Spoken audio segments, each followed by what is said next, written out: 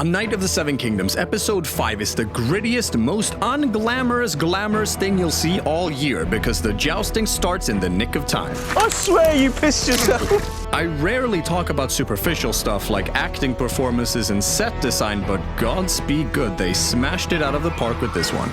Let's go. The first trial of 7 in over a century is about to begin, and some are handling the pressure of imminent death better than others. Green f***ing boys!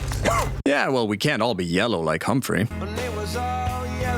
What of the King's Guard? Oh yes, how will you handle the finest swords in all the 7 kingdoms? Bloody up the King's Guard in their pretty white gowns. Their oath forbids them to harm a Prince of the Blood. I will handle the King's Guard. Clever, but what if they also thought about this super obvious tactic and immediately tried to go for anyone else? Say, Dunk, the man accused of assaulting the prince they're sworn to protect, upon whose death the combat immediately ends? It's a very good idea. Or better yet, a complete nobody who's had no narrative investment whatsoever and for all intents and purposes is just here to die. The gods will let us know. No further questions. Mother loved you best, huh?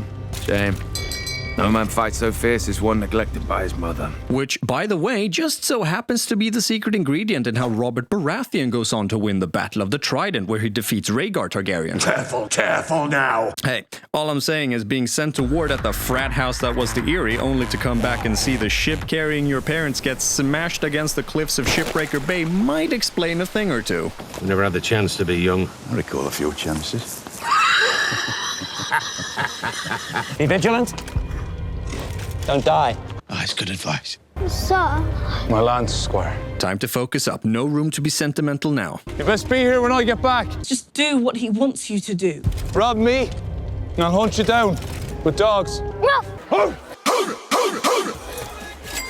Not to be that jealous, girl, but why is someone who's not egg-handing Dunk his helm? I'm your squire, sir. You'll need someone to arm me. Anyway, the pressure mounts, the mounts rear, and the... Start the damn joust before I piss myself. Oaken iron, guard me well, Sticking with the pointy end. or else I'm dead and doomed to hell. So much for Steely Pate's shield upgrades. It's twice as thick. It will be heavier now, but stronger too. You'll notice that the lances used here aren't blunted like the tourney ones designed to splinter on impact, though sometimes accidents do happen. In the book, Baelor comes up with another clever tactic of using blunted tourney lances, not out of respect for human lives or anything, but because they're longer than war lances, which would give his team an edge. No pun intended. But that's not what happens here. Whoa, that's a lot of impact. Now for something completely different. Oh boy, I sure hope this flashback will connect back to something currently unresolved, like whether Dunk lied about his knighthood, or how his drive to protect the innocent stems from his relationship to this brand new character, Rafe. What the f*** are you doing? Who also has that typical Irish flea-bottom accent, just like Dunk and later Davos Seaworth. Apologies. I have a flea-bottom accent, I know. So Dunk and Rafe are looting a man of House Frey after the Battle of the Redgrass, which got its name from the many people who died there. How original. Sure, it doesn't sound as cool as the Black Fire Rebellion or anything, but everything can't be named after a guy who named himself after a sword. You know, Daemon Blackfire, the Targaryen bastard previously known as Daemon Waters, who rose up against his trueborn brother Daeron, the current king, after being legitimized by their father Aegon the Unworthy as he lay dying. It is known. Classic Targaryen move to start a war over the succession on the king's deathbed. New trailer for House of the Dragon just dropped, by the way. Are you as utterly whelmed as I am by it? Now, Rafe is Dunk's closest ally, and she exists to show us that Dunk is capable of forming close relationships. Which I guess needed emphasis. And now they have to hide from a Stokeworth for some reason. The Stokeworths were Targaryen loyalists during the rebellion, like most great houses. It was primarily the smaller houses on the rise that sided with Daemon as a means to climb the social hierarchy. Maybe the Frey guy they just looted is in this bag, but who could know? It's not like it's pointed out or makes a difference whatsoever. Daemon's rebellion is over. Take your black fire leather elsewhere. Okay, not to make a hen out of a leather, but who is in charge of these props, man? Fine leather. Sure, but the dragons on these Blackfire leather pieces have too many legs. The correct amount of legs on the Targaryen sigil is 2 legs, not 4, a deviation from the books George Martin himself has openly been against since it started happening in Game of Thrones Season 6 and onwards, for whatever reason, and later in House of the Dragging On for whatever a reason. A mistake showrunner Ira Parker assured us wouldn't be repeated in A Night of the Seven Kingdoms, but... Alas. Alas. Alas. What if my mother comes back for me? No man fights so fierce as one neglected by his mother. You are f***ing stupid sometimes. I'm not as stupid as 55% of the episode being complete filth. You want a family? Go out there, get a family. Right, like Arlan and later Egg. Thing is, we knew that already. This is hardly nuance or new information. It is known. It is known. I just want to be with you. 'Cause you love me. Yeah. Oh, that's cute. This isn't gonna end well, is it? Oh, what's that? Oh! Give it back! Give it back! Oh, but now things are heating up as a corrupt gold cloak has come to steal all their savings. Shouldn't they be fighting tooth and nail, you know, as if their lives depend on it? Which it does. It was a matter of life and death. Yeah, no, this is not how utterly, gutterly desperados behave in a pinch. The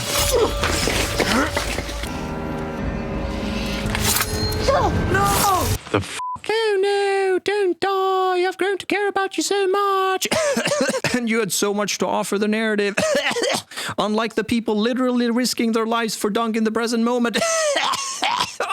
I think I swallowed something whole.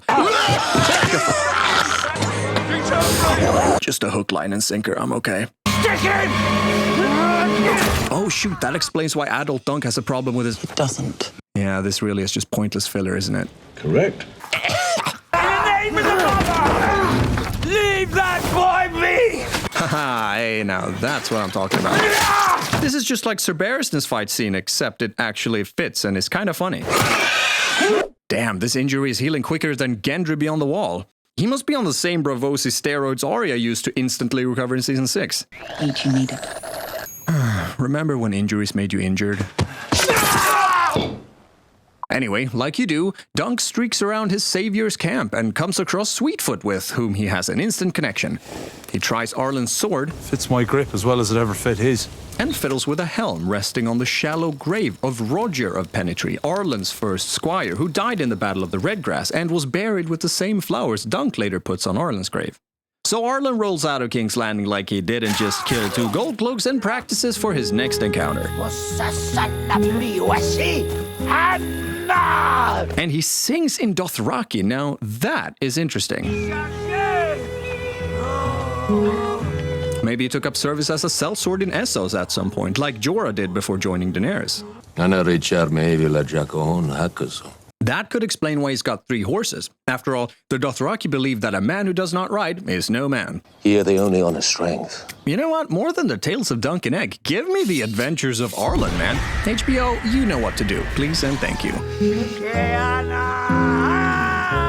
And if you look at the translation of this song, you'll see that it's almost entirely copied from the Christian King James version of Psalm 18, which explains the many disparities from its message and Dothraki culture, which worships individual strength and tenacity.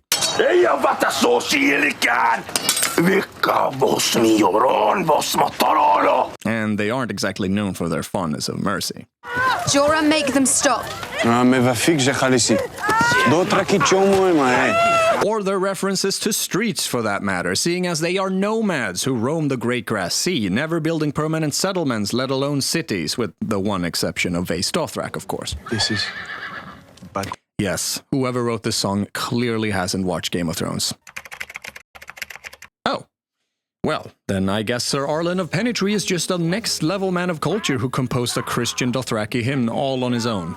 On a serious note, though, what we do know of Sir Arlan is that he's a solitary character who drinks and sings and fights and... Eats and drinks and shits and f***s.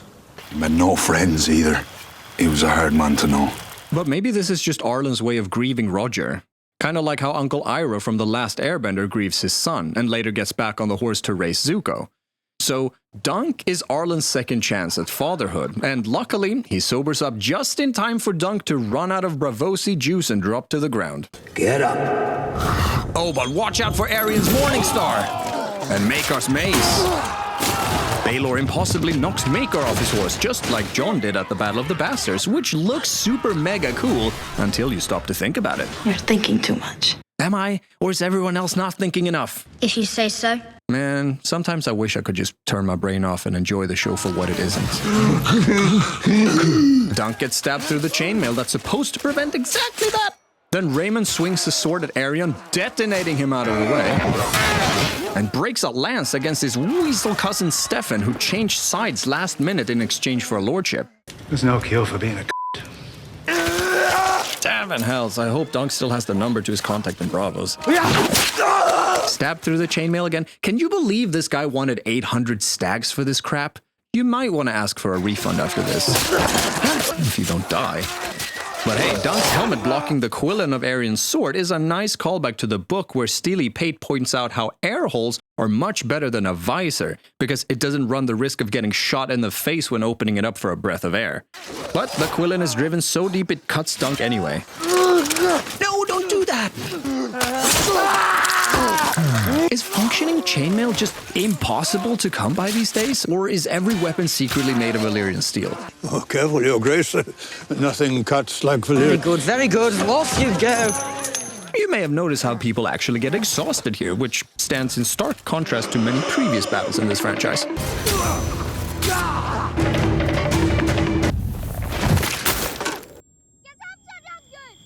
Falling star brings luck to those who see it.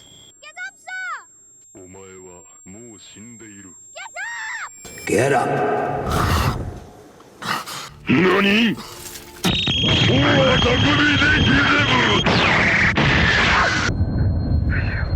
Which means it's all over! Except nobody can hear them, or wants it to end, probably. Especially not with the Battle of the Fossaways underway. Or is it Apple Bowl? I can't decide how I like it better. Fossaway. Probably the best brawl in the world. And if you look closely, you'll see that Raymond's shield doesn't bear the red apple of the Fossaways anymore, but a green one, setting him apart from his treacherous cousin. I may not be right, but my cousin's rotten to the core. Oh, but Mokka fighting Lionel and Baylor at the same time, that's pretty badass too. He's strong. Ooh, that's gonna ring, possibly too loud. I withdraw my accusation.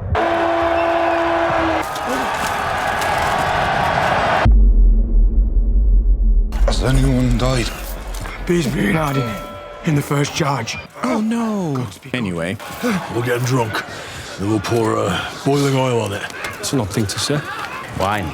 Oil will kill him. Hey, look who it is. It's Uncle Baylor. Your uncle? Prince Baylor. The heir to the Iron Throne. Yes, him. We're not doing this again. I need good men, Sir Duncan. The realm. I just love it when the lines are straight from the book. Sir Raymond, my helm, if you would be so kind. Just goes to show how unnecessary a bunch of invented filler is, doesn't it? Aye. Stupid. Smashed into the gorget. Brother's mace, most like. One need not intend harm to do it. And the Septons say we must love our brothers. A prince, a hedge knight for a prince. So, this is what Daeron's dream of a big dead dragon was about all along, huh? The dead dragon had fallen on top of you, but you were alive. The dragon was dead. No, Your Grace. Did I kill it? That I could not say. And if it was Maker's maze, Arion's arrogance, or Duncan's delusions that killed the prince, Dunk will have his entire life to ponder. I'm sorry.